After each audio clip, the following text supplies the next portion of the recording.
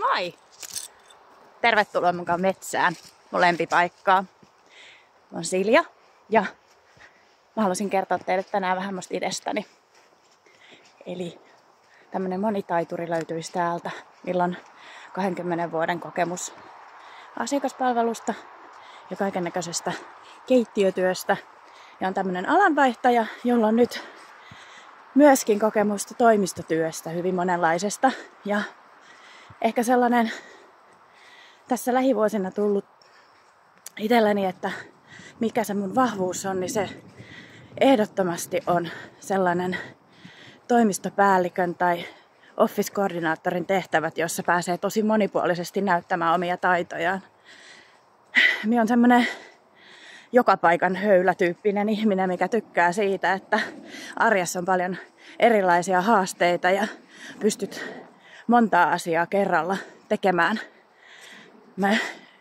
Mun parhaita puolia on ehkä sitten se, että mä oon tosi ihmisläheinen ja ihmiset tykkää tulla kertomaan mulle asioita ja mulla on tosi helppo tulla ja lähestyä ja se on ehkä se elämän suola niin sanotusti töissä, että ihmisissä näkee sen ilon, kun ne tapaa mut aamulla. Niille tulee tosi hyvä fiilis siitä, että minä aina muistan heitä pienillä jutuilla.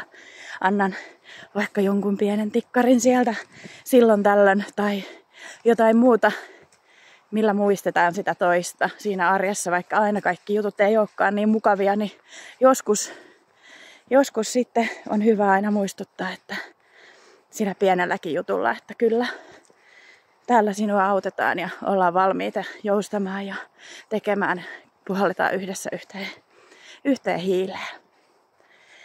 Mä toivoisin, että mä löytäisin sellaisen työpaikan, missä saisi olla oma itsensä.